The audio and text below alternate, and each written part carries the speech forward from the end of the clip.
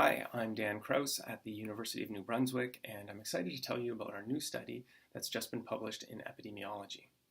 Over the years, there have been many studies that have shown associations between exposure to fine particulate matter and risk of dying from non-accidental causes and cardiovascular mortality. There have been an increasing number of studies that have shown associations between exposure to air pollution and risk of developing diabetes and of dying from diabetes.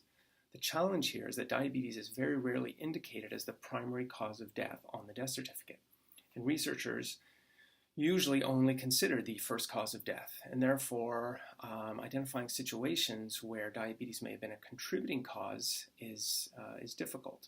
So, for example, in our large National Canadian Cohort of about 2.5 million people, only about 3% of deaths were attributed primarily to diabetes, whereas about 10% of deaths consider diabetes as a contributing factor. So these would be situations, for example, where someone may have died of stroke, but they were also known to have had diabetes, and diabetes was listed as a contributing factor. So what we wanted to do here was to see how diabetes status mediates the association between exposure to air pollution and risk of dying from cardiovascular disease.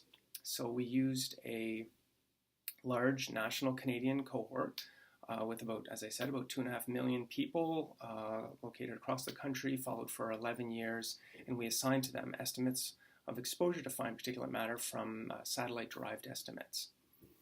And so what we found was that diabetes status really does increase the magnitude of the association between exposure to air pollution and risk of dying from cardiovascular disease. So specifically, we found for an increase in exposure of 10 micrograms per meters cubed.